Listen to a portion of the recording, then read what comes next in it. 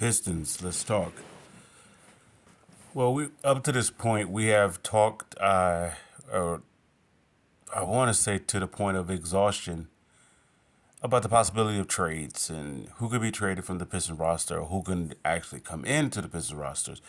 And as the current trade deadline is as the current trade deadline is being approached, there have been several moves in the NBA, and those moves are loudly being addressed. At first there was a small wave of moves, but those moves were complementary moves for bigger moves. Let's say, for example, DeRozan going to Sacramento, or we could say Finney Smith going to the Lakers.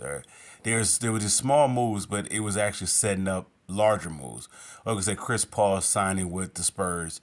You could kind of see like the moves being made. So that brings us to the Pistons. When we had the whole Tobias move, the Tobias and Tim Hardaway Jr. move, those moves were setting up a bigger move. And then we also could include the signing and re-signing, the signing of Malik Beasley and the re-signing of Fontecchio. Those moves, all those four moves, was setting up a bigger move. Now, the bigger moves that has been attached to the Pistons, such as the Brandon Ingram, and I admit I was a part of that one, and as well as the Zach LaVine. Well, now we know the Zach LaVine goes to the Kings. So what does this say for the Pistons going forward?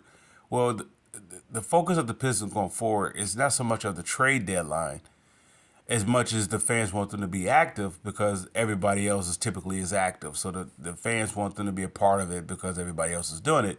Nonetheless, the Pistons doesn't really have to make a move unless it's going to have them to go backwards. So say, for example, having to make a move, and let's say they had to make a deal because they're 14 million up under the cap, and there will be penalties attached. Let's say if that was the case, then of course you make a move.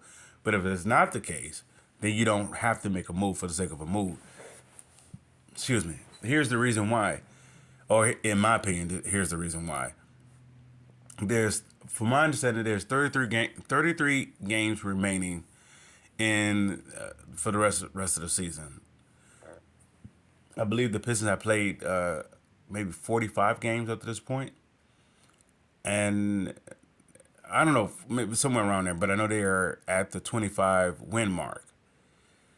So if it's 33 games left, so you're looking at 500 ball from this point on. Up to this point, Detroit Pistons have been an average team, which is, according to my prediction, is right on par. They are average team, which is what I started off by saying. Cade Cunningham is not an all-star. He's a Piston star. He's an average player. And he's not above average player unless the Pistons become above average team. Now somebody may say he needs better talent. That better talent starts with him. If he doesn't get better, the team doesn't get better. Let's say, so a fan may say, what else does Cade need to do? He need more help. Well, if Cade understands like how the teams is playing him, which is what he's becoming, he's starting to understand that. Understand how the teams are playing him, he become better. So say, for example, if I were to use Michael Jordan in this case, well, Michael Jordan knew that teams was coming at him, and the team that was most successful at coming at him the most, or I guess the team that was most successful approaching him was the Pistons. Hence the reason why he couldn't get past the Pistons. So he goes into the offseason. He didn't go and recruit new talent. He just decided him to get better. For him to get better, that means he has to get better his teammates has to get better. But it starts with him. So he starts this weight gain regiment, and he said, well, if the Pistons gonna play physical, I have to be able to withstand the physicality. They can't beat me talent for talent. However, they found a way to neutralize my talent by beating me up. So he got stronger. Then he went to the next phase. Well, by him getting stronger, he went to Scottie Pippen. The only way you're going to be able to get past the Pistons or the Oakleys, I'm not Oakley, forgive me, the Knicks of the world, is that you have to mentally get past them. And once Scottie Pippen mentally got past them, they took off. Forgive me, the Bulls took off. And what I'm saying by that, Cade has to get better. He has to get better at knowing how teams is playing him. If they're playing him, if they're collapsing him, he has to know how to think faster. So that goes by him training, or him in his practicing, putting himself in positions. And this is where I will say, this is where I'll give the nod to a likes of Kobe Bryant over the Michael Jordan. Well, maybe because Kobe Bryant can learn from Michael Jordan by studying him. He can see where Jordan weaknesses was, and he can make sure that that don't become his weakness. But with that being said, I can say Cade can learn from Kobe Bryant by knowing how to attack certain types of offenses. Now, I don't know if there's enough time in this season to address that, or that's something that he can that he can add to his regiment, his practice regiment, or his training regiment in the off season. I don't know. Nonetheless, if he understands how to attack them attacking him, such as what Jordan had to do, such as Kobe had to do, once he learns that, he makes his teammate better. So that allows someone like Asar Thompson to take the next step forward. That allows someone like Jalen Duren take the next step forward, or Ron Holland take the next step forward. I say those three because those three are the likely to be his best dual partner, outside of them bringing in additional talent, which I'm against unless you're talking about doing it in the off season. And we get to that in a second. But doing it currently in this season, where my likely candidate would be either Asar Thompson or Ron Holland. Duren is going to be Duren. He's becoming that, how can I say, that 15 and 15 guy. So he's going to be roughly there. All-star, I don't see it unless he becomes 15, let's say 20 and 15. That's when I can see him being an all-star. But right now, I can see him as 15 points, 15 rebounds. Or 12 points, 12 rebounds. I can see him in that place. So I don't see an all-star with him. However, with Asar Thompson, the only reason why I would say Asar Thompson is not an all-star now, or tapping on the door, is because of the blood clock situation. Other than that, he has too much of, how can I say it, too much IQ not to be an all-star. Now, the reason why I haven't included Jaden Ivey, well, it's obvious. Jaden Ivey was going to be an all-star this year, along with Cade, because they was figuring it out together. Ivey was figuring out how to be Ivy amongst Cade, and Cade was figuring out how to be Cade amongst Ivy. Now Cade is figuring himself out to be Cade without Ivy, which is like I don't want to say it's a setback. Nonetheless, it is an opportunity for him to go forward. He's just going to have to work twice as hard, or he's going to have to practice or put himself in positions twice as hard. Now, this is for that fan that would say, well, Cade needs more help. Cade has all the help that he needs. It's up to Cade to take that next step forward. Now, his contract is solidified, so it's not about based upon his foreseeable future or sustainable security of his foreseeable future. That's out of the way. He has been elected to the All-Star game.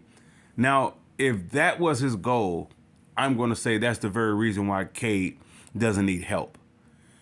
If his goal was to get to the be an All-Star, well, then that proves to me that he's not the guy.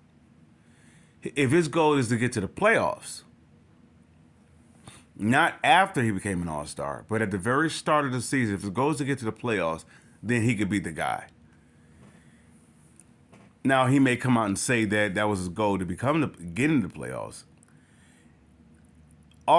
Being an all-star is a selfish accomplishment, very specifically as a leader. Yeah, you want to play you want to be noticed, you want to be recognized amongst those of the best of your conference and so forth and so on. Yet, if you get your team to the playoffs, how can you not be acknowledged? Very specifically after, I want to say that the whole disastrous year of last year. If you only win in 16 games last year, and you get the next year you take the team to as a leader, you know, and you get your team to the playoffs, how can you not be talked about? So that's what I'm saying. If him campaigning to be an all-star from the start of the season all the way up to the point that he was elected is pointless. But anyway, so that rules out me saying that he needs more talent. If the Pistons were to stand pat, let's say if they were to take that $14 million and may get a player that's a player that's on expiring contract, along with maybe some draft capital, I would understand that. Let's say at the very worst they get a player that's on a 1-year deal, and they may get 3 second-round draft picks for their 14 million. That would be the least that they can. That would be the least of the situation, or the least of the best of the outcome of the 14 million that they can get. The very best is that they get a player not only helps them get into the playoffs this year, but actually helps them. That doesn't trouble their all-season plans. Whether it's re-signing Ivy and Duran, whether they're positioned to make trades to make the team go forward after getting to the playoffs. So this is where a player such as, my two options for the Pistons is this. If they can, I don't know how they would do this without trading a player. We're able to get, McCollum from New Orleans. If they were able to get him without trading players, I don't know how that would be possible, because I believe he's making $33 million. I said in the prior video, why he was the guy that I would target. Well, I briefly go over it. It's because he's a win-now player, as well as he's a help for the future. He is a Malik Beasley type of guy, where he can help you win now, and he also can help you for the future, without disrupting your future, that is. And the second player that I would like to see them go after, even if it's not part of a 3-team trade, just to blatantly go after, will be Bobby Portis. The reason why I go after Bobby Portis is because he strengthens their weakness. Their weakness is the front court. Now, somebody say their weakness is the back court because Cade needs help, but that's not their weakness. The reason why it's considered a weakness is because Ivy is not there. It's not a weakness. It's an opportunity for Cade to get stronger. It's the perfect opportunity for Cade to get stronger without help in the backcourt. How can I say this? If they continue to give Cade help, when Cade could take the next step forward. If very specifically, if they have the idea that Cade can be a top 20 player in the league, a top 20 player in the league, then Cade doesn't need help in that backcourt. He doesn't need Alonzo Ball. He doesn't need help in the backcourt. He needs to figure it out. And that's where the coaches and assistant coaches and everything else, and even his trainers, that's where they all come in, maybe simultaneously or collectively. They come together simultaneously, collectively, or individually. They come together, or they approach him, showing him how to take the next step within him. If you get somebody would say, what about a CJ McCollum then? If you say you get him, then he's going to help out Cade. Well, actually, CJ McCollum helps out the team. So say, for example, if it was going to cost me the $14 million, along with, let's say, Wendell Moore and Tim Hardaway Jr., it makes the team better. Why? Because everything that Wendell Moore is giving me, everything that Tim Hardaway Jr. is giving me in a locker room and as a veteran and so forth, or even a champion, everything he's giving me, I'm somewhat getting from CJ McCollum. In comparison, if I were to get Alonzo Ball, I'm not getting what is costing me to get him. I'm not getting back in return. I'm just getting a stopgap. Now, they may help me win 500 ball the rest of the season. which will get me into the playoffs.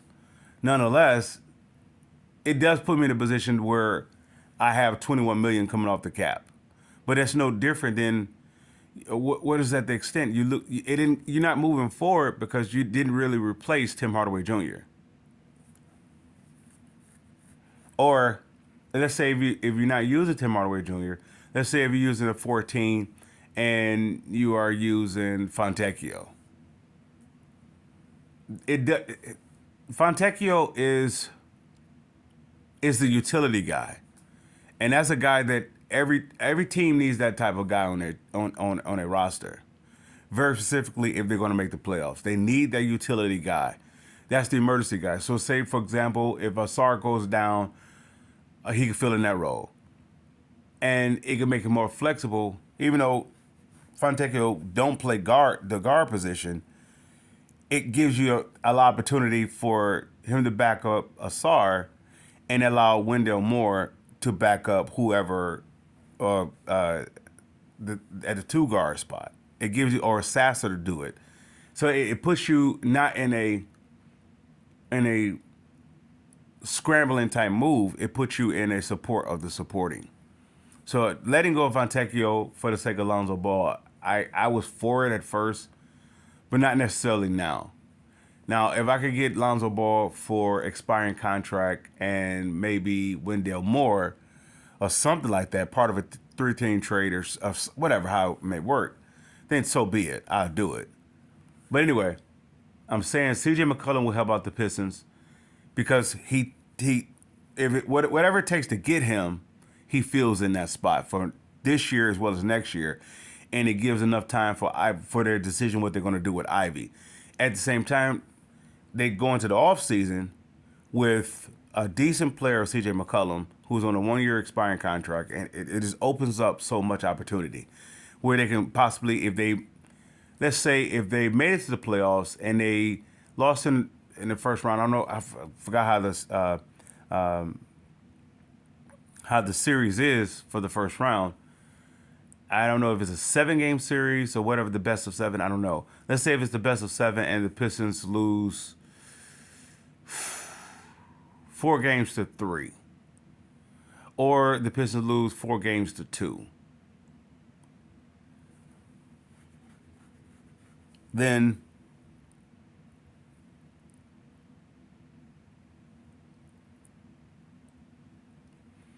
you go into the all season for bigger fish.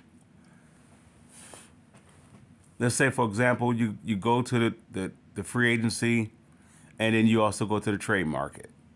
Now, you may not go to the trade market if for a large number, even though you have the space to do so. You have Tobias on expiring, you have McCollum on expiring, and Malik Beasley, if he's not traded, he will be coming off. So you'd be in a good position to make a move going forward based off the playoff run. But that will be based off you getting McCollum, and he's gaining you maybe he's a plus by himself. I want to say he's a +6 win total. So if the goal is for the remainder of the season is to win 12 and a half games, from this point on is to win 12 and a half games, then McCollum by himself, with the current roster as it is, or let's say if you're losing Fontecchio, you're losing draft capital, and you are losing your salary cap. With the current roster, with that type of current roster with McCollum, he's going to give you a +6, well, let's say at least +5 to 8 games by himself. In other words, him adding to this current roster. So you will be 4.5 games away. So that you would need Cade and the rest of the troops to carry you 4.5 games away. Or if not, you're speaking about maybe 4 to 6.5 games that you need the roster to take care of that. And he will be also the perfect complement to Cade. As the fans will say, Cade needs help. He's outside shooting. He's a veteran. He's a playoff guy, and he's an expiring contract. He just checks all the boxes to get them in the playoffs, so they can go into the offseason to make additional moves or additional adjustments and so forth. But he also has enough space for Cade to allow Cade to get better currently in the season versus waiting to the offseason. That's the difference between if I were to have Alonzo Ball here. If I have Alonzo Ball, Cade, I don't know if Cade can improve in the course of the season, very specifically how they planned against him. Now, with McCollum, they won't be able to collapse on Cade. So it allows Cade to get better, but at the same time, if McCollum's on the sideline and Cade is on the court, if Cade is the only guy there, they're going to collapse on Cade. It helps Cade to grow by knowing that he has help on the sideline. I can't say the same thing for Alonzo Ball. Alonzo Ball is still trying to figure it out, whether if it's him, coming back from the injury and getting back to his old self, or just him being a young player figuring it out. What is his, who is he? What is he in his league? Is he I don't want to call it the prima donna. Is he, what people say that he is, or is he a guy who is in a focus of getting to the not just playoffs, but being a contender, not being a on paper contender. I don't know about that when it comes to Lonzo. McCollum, where he is in the stage of his career, he just want to be a contender, and that's why I say he a better fit for the Pistons. But my second option is Bobby Portis. My second option is Bobby Portis is because if I'm not trading anybody, and let's say I'm just giving up the capital for to get him, which they can afford him, he helps me this year as well as next year. He helps me out in my front court. Well, that helps me out in my front court, which let's say the fan says that the Pistons needs help in their backcourt. They need additional ball handler. Well, you don't have that. You just have solely with Cade, right? What my front court would do, it would allow, before, let's say it this way. For the old school fans, I don't know if you recall when the Pistons had Isaiah Thomas and John Long and maybe Vinnie Johnson. This is before Joe Dumars got there. And I believe this is before Rick Mahorn got there. The teams wasn't collapsing on Isaiah. Isaiah was just it was him, Kelly, and John Long and those guys. They was putting up 115 points a game. And Bill Laimbeer, forgive me. They was putting up 115 points a game. Now, I bring that up because he didn't have Joe Dumars beside him. Yet his front court was like his points. It was Isaiah in his front court. And don't get me wrong, John Long scored a lot of points and Vinnie Johnson helped. But it was pretty much Kelly Tripucka. I want to say, was it Ken Benson during that time? Bill Laimbeer. It was the front court that was helping him out. So if I have Bobby Portis, Tobias, and a Malik Beasley, let's say Malik Beasley will be in my backcourt. So that's the reason why I wouldn't have to I wouldn't be so concerned about my backcourt. Well, I'm saying that because if Bobby Portis and Tobias is up top, and Tim Hardaway Jr. is still on the team, right? That's going to take care of my front court along with additional scoring, that 12 points that I want to get from Duren.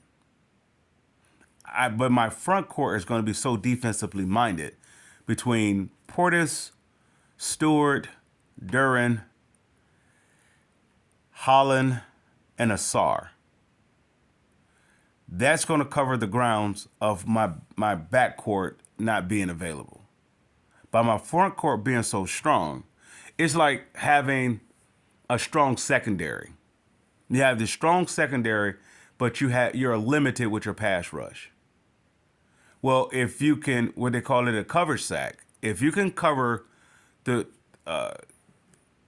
the secondary, to the middle of the field to the deep part of the field. If you can cover that area, you're going to get a lot of coverage sacks. At the very least, you're going to get a lot of pressure. So the same thing what I would say with the front court. If the front court is defensively minded, you're going to get a lot of steals, a lot of blocks. You're going to get a lot of defensive stops, even in a three-point era. With a guy like Bobby Portis, you're going to get a combination of both worlds. It would be like how can I say it? It would be like a Rasheed Wallace type move. Now, am I saying Bobby Portis is a Rasheed Wallace all-star and he would bring a title to the team or be the missing piece? I'm not saying that. I'm saying what Rasheed Wallace was able to contribute. He was a defensive guy, an offensive guy. He was energetic. He was a front court help next to Ben. And he was also backcourt help towards Rip and Chauncey. So he was the perfect complement, and well as he also covered Tayshaun when Tayshaun had to focus solely on being defensively. He covered him by being offensively. He was the perfect piece. So that's why I would say the same thing for Bobby Portis. Now, what would you do with that? Would you say you go with, if you were to say Bobby Portis coming off your bench, look what you're saying is coming off your reserve.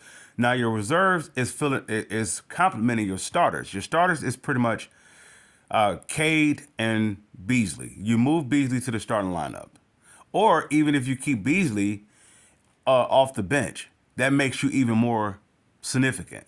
If you have Bobby Portis, Stewart, and Beasley as your top three guys, never mind you're not including, Fontecchio, or you're not including Sasser, you're not including, forgive me, I'm drawing a blank, Ron Holland. I'm not saying you're not including. Look how the depth of your team.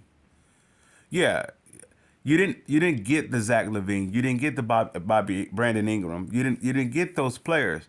You didn't get even the C.J. McCollum, the backcourt help. But with Bobby Portis, what you did get, you got a guy that's going to make your bench better. Or even if you start him, he's going to make your bench better. Either if you start him and Tobias at the 4 and the 5. Forgive me, as the 3 and the 4. And you were to move Asar either to the bench or you're moving Asar to the backcourt, either which way it go, if somebody's in the starting lineup is going to the bench, you're making your bench that much stronger. So if you were to get Bobby Portis just by himself, let's say if you put Tim Hardaway Jr. at the 2 spot, Cade at the 1, and you have Asar at the 3. Tobias at the 4, Duran at the 5. You have Bobby Portis, Ron Holland, Fontecchio, Sasser, and Stewart coming off your bench. All right. Now, if you had just Stewart, Fontecchio, Sasser, Ron Holland off your bench, that's not much of a threat. But if you add another defensive scrambler back there, that allows Cade doesn't have to do a lot of work. Because now the team is concerned about the Pistons bench. They say, yeah, we could trap Cade, and we're going to trap Cade enough to Cade's going to give us 7 turnovers. But that bench is going to make up for that. That bench is defensively minded. We already see the impact of Ron Holland and Asar Thompson. Asar Thompson is going to be in the starting lineup, but what I'm saying about Ron Holland, the defense of pressure that Ron Holland puts, if you get Ron Holland some help, that's the equivalent of saying, well, Lindsey Hunter, with the Going to Work crew, you're going to put pressure, but we're going to get you some help. They brought in Mike James. Once they brought those two in, the whole defense changed. The defense of the Pistons changed. Now, don't get me wrong. I'm not taking away from what Rasheed brought to that starting 5. But once they brought in Mike James and Lindsey Hunter, it doesn't put a lot of pressure on your starting 5. Now, once they lost Mike James, the team went away for being defensively. They were a defensive team nonetheless, but they wasn't like the defensive team that won them the title. And that's the very reason why they won the title, because they was so defensively, or say so defensively minded. Which I would say not a huge, I won't say the biggest factor of them winning the title was Lindsey Hunter and Mike James. Why? Because if the scoring of the backcourt is Chauncey and Rip, or if your front court is limited in scoring because it's primarily defensively. You're going to need your bench to be able to get you some extra possessions. Now you're talking about when the Pistons was stop a team from getting up under 70 points, whatever, or they couldn't even get over the half court line. They couldn't get over the half court line because Lindsey Hunter and Mike James was pressuring. So I say that with Bobby Portis and Ron Holland. If you put those two coming off your bench, and then it creates a role for Sasser. Sasser could be a scrambler now on defense. He could be the guy who can probe the lanes, and get get a lot of steals through the passing lane because he has back support. He have a guy like Ron Hollis who's going to pressure, and then you have a guy that's going to cover him and Bobby Portis, and then you have a guy that's going to cover Bobby Portis and Stewart. You're talking about a rotation on top of a rotation. That makes Cade better, even without having a ball handler next to Cade. Because Cade doesn't have to figure it out. He knows he has somebody has his back. The reason why Cade is creating so many turnovers is because he's still not secure that he has someone has his back. Even though that's, how can I say it?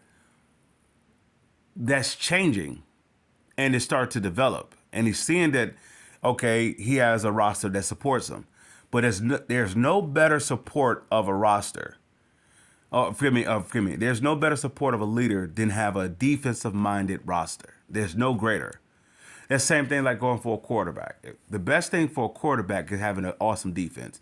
I would say a run game, but the best thing for a quarterback is having an offense, having a dominant defense. That's the best thing from an average quarterback to a top 5 quarterback. The best thing that you could give a quarterback is a defense. So I said the same thing with a leader. Same thing goes for Jordan. When Jordan won his second three-peat, it was off of defense. And started with Ron Harper. Now people give credit to Dennis Rodman and Scottie Pippen. I get that. Ron Harper. Without Ron Harper, they don't get those 3 titles. Without Ron Harper, they do not get those 3 titles. All right. Ron Harper takes the load off of Michael Jordan, being both a ball handler and a scorer. Ron Harper can do it both. Why? Because Jordan has confidence in Ron Harper because Ron Harper went after him. Prior to Ron Harper being injured. He knows how, he has confidence in him. So it goes this way. Then you go get Dennis Rodman. Now you got a 3-peat. There's no way you can defeat that. And I say the same thing for the Pistons. With that said, I salute you, Pistons fans, with that. Pistons fans, I salute.